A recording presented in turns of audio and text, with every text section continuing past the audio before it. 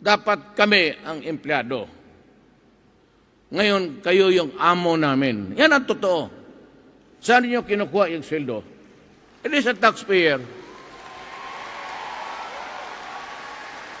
Yung pera na pinapadala nyo, it circulates around. Bibili.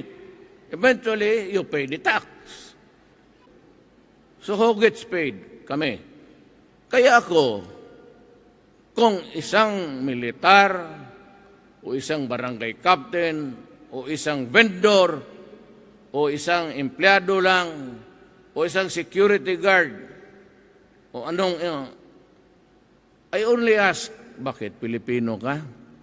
Pag Pilipino ka, you have every right na murahin ako kasi baka hindi ka talaga kontento sa trabaho ko. Empleyado lang ako.